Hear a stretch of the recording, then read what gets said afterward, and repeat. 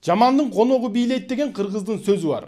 Өткөн жумада өз жолу менен кетип бара жаткан Евгений Лексин деген Кыргызстандын жаранын Орусиянын Виктор Пухов деген жараны катуу ылдамдыкта келип сүзүп өлтүрдү.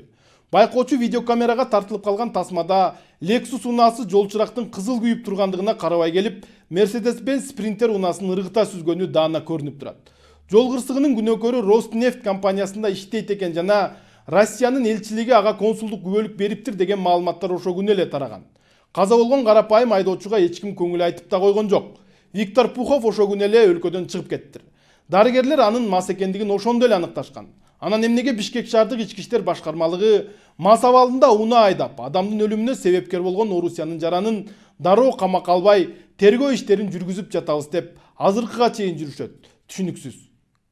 Россия Федерациянын элчилигинин позициясы мага түшүнүксүз. Бүгүнкүгө чейин биздин каза болгон жараныбызга жана анын туугандарына бир мамиле көңүл айтып, ошол андай болгон жок.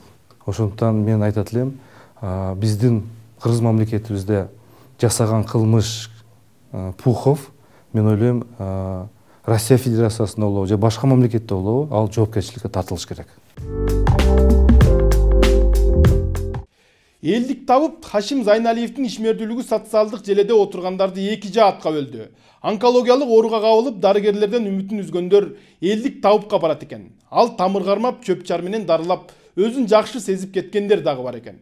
Бирок оорусу таптакыр эле өтүшүп кетип көз жумгандар дагы болгон.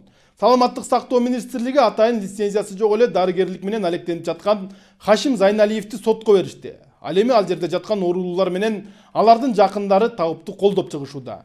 Мыйзам жагынан алганда ар бир дарыгер лицензия алыш керек. Бирок оорулуулар аз болсо да, жашоодон үмүт үзбөй ошол жерде жатып турса, эмне экен дегендер дагы бар.